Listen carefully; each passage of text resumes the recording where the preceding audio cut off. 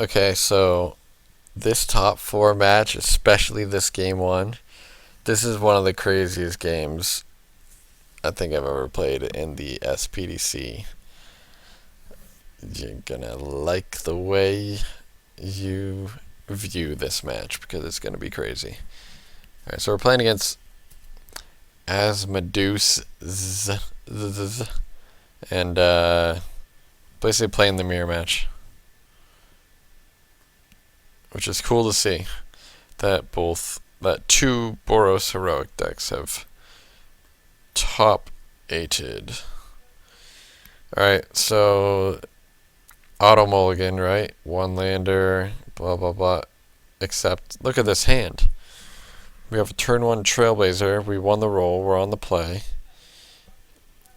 All I can see this hand doing is going turn one Trailblazer, turn two Mountain Inferno Fist. Can't possibly lose this game in a million years. So yeah. So I keep this hand. And we're gonna find out what happens when I keep a hand like this. Okay, it's a straight mirror match. Oh, we don't just draw a mountain? Oh, I called for my one time. What happened? Okay, one time? No? Okay. I guess I should have attacked first. No? Well, I guess I'll let him block, no? Okay, I guess I have more value blocking his guy.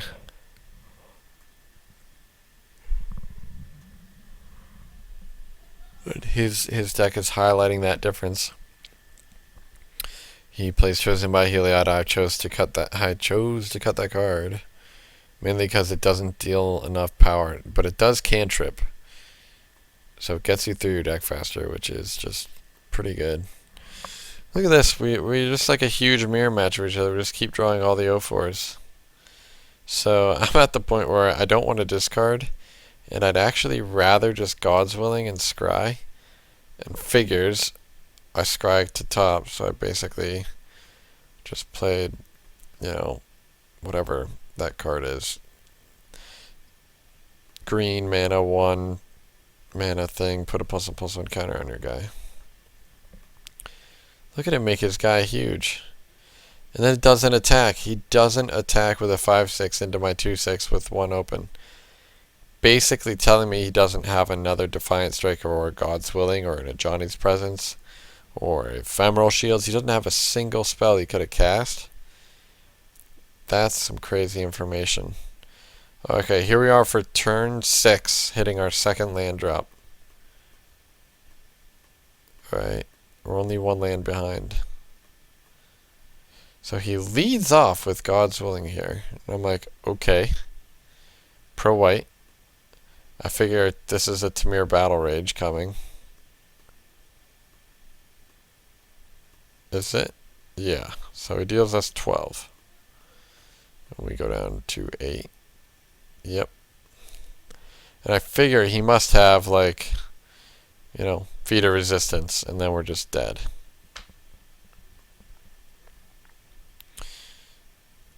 And I correctly assume that we are just dead, right? But we're not. Why? Because we have Mortal's Ardor. We got all the crazy tech. We are the tech elite. Now I played Dragon Mantle over Titan Strength. That was a little risky because I know I have to Mortal's Ardor this turn to not die to Feat of Resistance. So my play was a little greedier, but I wanted to draw land really badly. I just, look at my hand. How do I lose if I can just, not die this turn and just draw another land? But either way. I gain 5 life, which takes me out of range. He could have, God's Willing plus Tamir Battle Rage. That would kill me. But he doesn't. He can attack me for 7. I will gladly chump block since I know he can't Tamir Battle Rage that turn. His other 04s aren't doing anything, neither are mine, so I can attack into his though. So we're kind of, attacking back into each other. The thing that I start to realize here though is I don't have to attack. His guy has more power than mine. I'm behind on the race, and my guy can actually block his. So I figure, hey, let's hold open God's willing.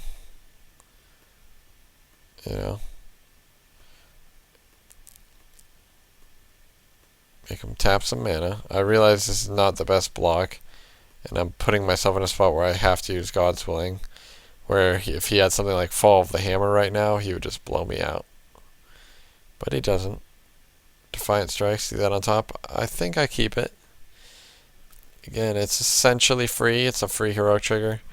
And I do like it with Tamir Battle Rage, so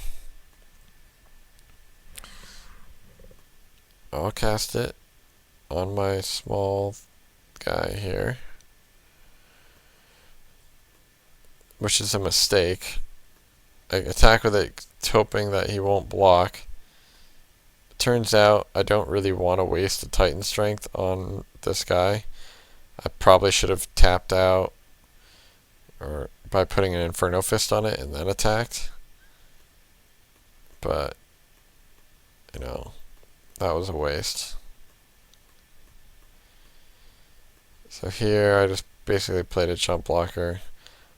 I probably should have played Jeskai Student to chump block with, but because the evasion is relevant.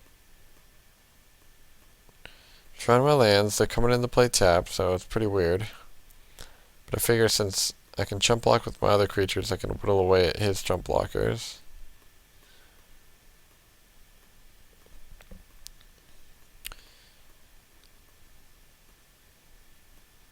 This play is really interesting.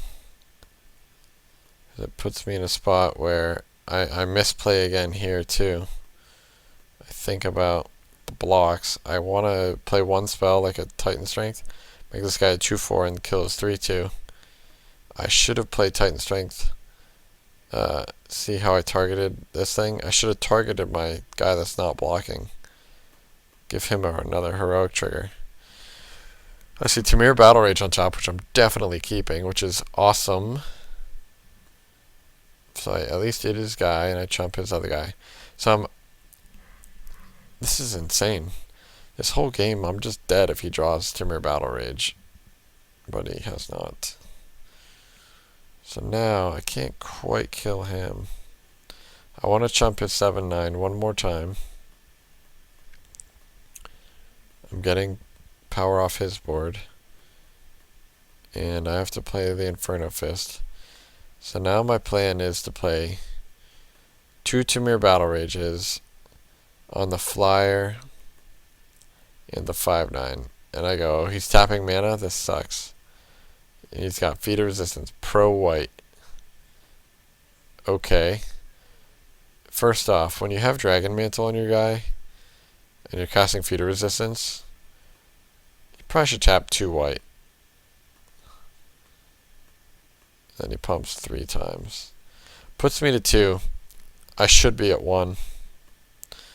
Ultimately, 2 or 1 are both not 0. So you can kind of clearly see here, I have Tamir Battle Rage on both my flyer and my 5/9. So this will be 6 double strike. He can put 5 toughness in the way of it, so it's 12 minus 5, which is 7. And then this is 5 times 2 is 10. 10 plus 7 is 17. Assuming he has absolutely nothing, he is dead. If he has anything, he survives. And I can't really beat much of anything. So I think I should attack with Jeskai Student, but that's a free block on the 04. No. It's not a free block on the 04.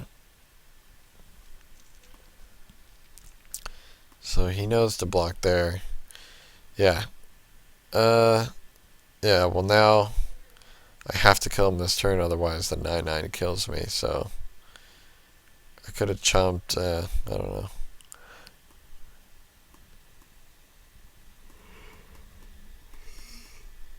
know. Play my rages. Did we get there? Did we? First strike. Boom. We just -1'd him. What game was this? This is still game 1. That ridiculous hand, that one land hand. He drew so bad. I played pretty well just to stay alive and chump blocked and all this stuff. But I just drew better. Like, there wasn't much he could have done. Then again, maybe there is. That game was really crazy, though. I don't think I had very much business winning it. Here we are for game 2. We keep our 7. Got some dual lands, got some removals, got some creatures. So we get to Magma Spray, play a land. He's got another guy, though. We don't have any more removal, and we're stuck on 2 lands, so we play our guy. Chosen by Heliod. Now that's pretty good, because Pillar of Light is our only way of dealing with it now, and he...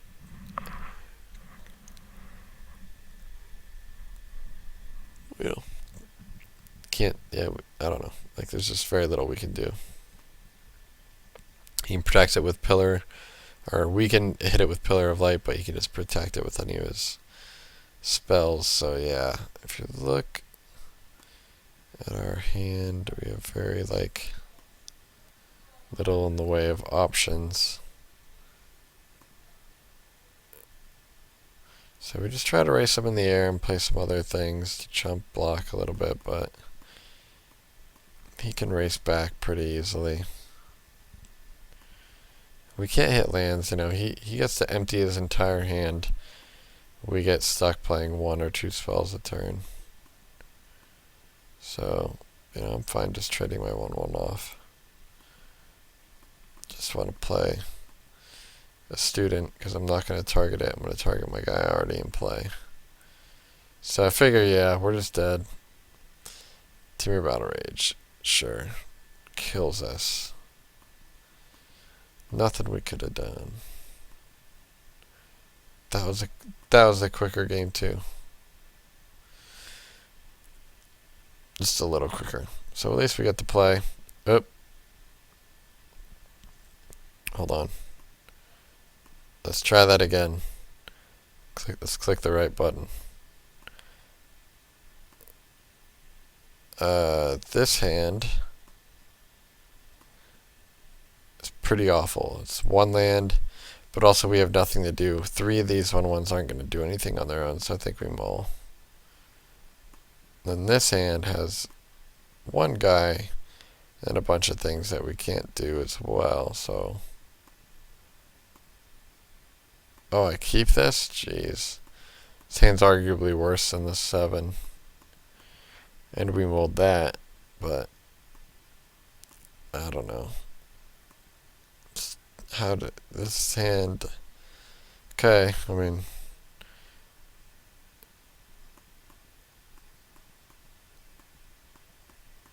So he's got the 2/2.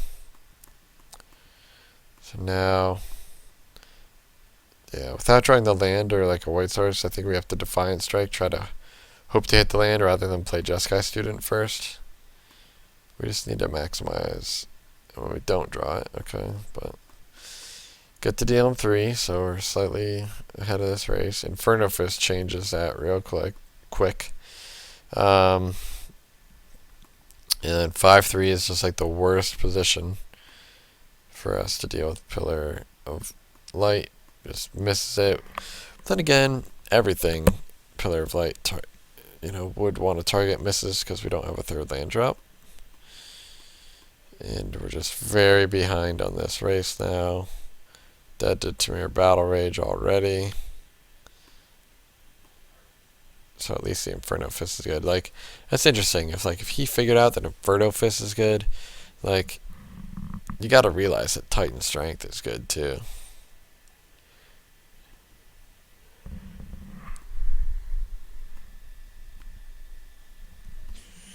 here we are. Just can't possibly beat the huge flyer with our 2-land hand. You know, he's got 5 land by turn 6. I've got 2, 7 in hand. He's got 4 in hand. So, little rough way to end the tournament for us in the semifinals. But it's good to see the Boros Heroic deck doing work.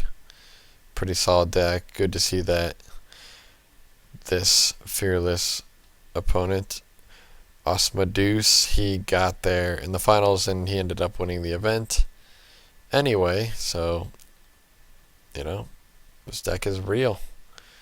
If you want a way to combat the, Izzet control and Dimir control decks, play fast, big creatures with a bunch of protection spells, and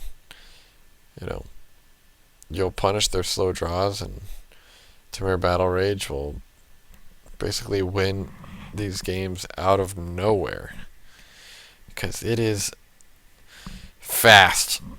So I'm calling this deck, it's Battle Rage Heroic.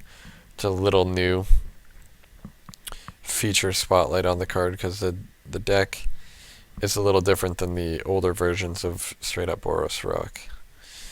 So definitely recommend it. If I had to play something against this deck, I don't know. See, I never really figured out how to beat this deck. It's just draw dependent, You just gotta play cheap interactive spells. The more the better. The more Magma Sprays, Scouring Sands, Lightning Strikes, Voyage's Ends, Whisk Aways.